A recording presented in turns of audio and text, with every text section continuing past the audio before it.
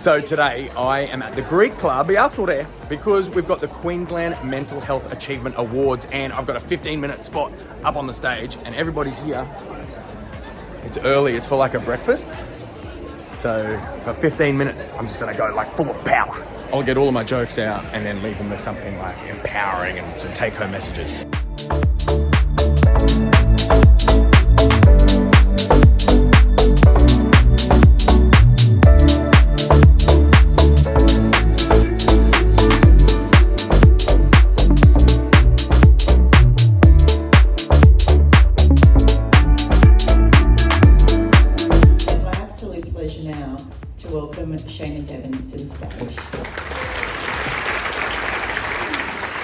Floor into a...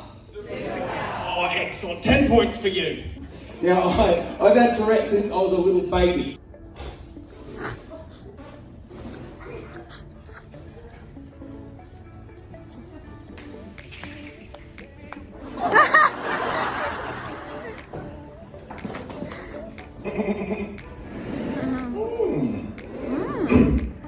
Mum, man. Yeah, man. That last one wasn't a tip. I just wanted to watch everybody do. There is no cure for Tourette's. No cure. Over the 32 years that I've had Tourette's, my cure is humour. So I had to do something very important. Acceptance. I had to learn resilience.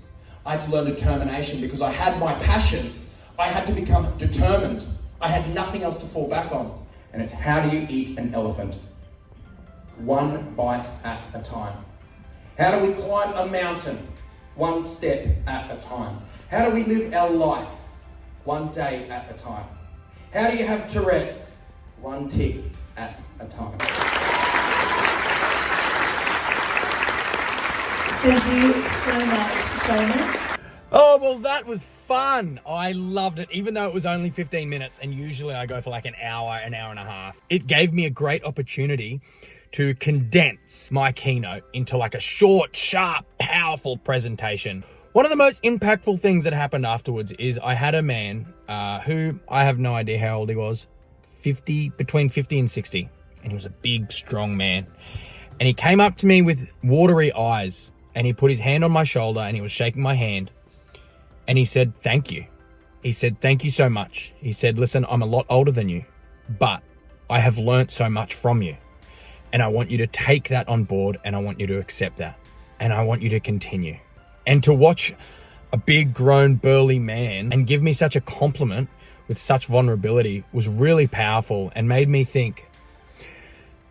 Men in particular, we struggle with vulnerability. To see that I cut through that society norm and the way that society has brought these men up to not speak up, not be vulnerable, and that vulnerability is a weakness, to see that I'm cutting through that, to me seems really powerful. I'm cutting through the shit, for want of a better term, to speak to someone on a human level with completely different backgrounds and no common ground.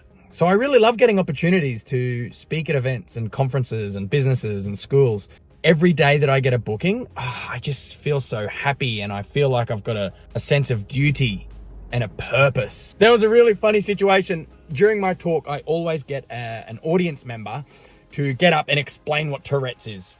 And it's funny because not a lot of people can explain what Tourette Syndrome is, right? And condense it into like 2 sentences.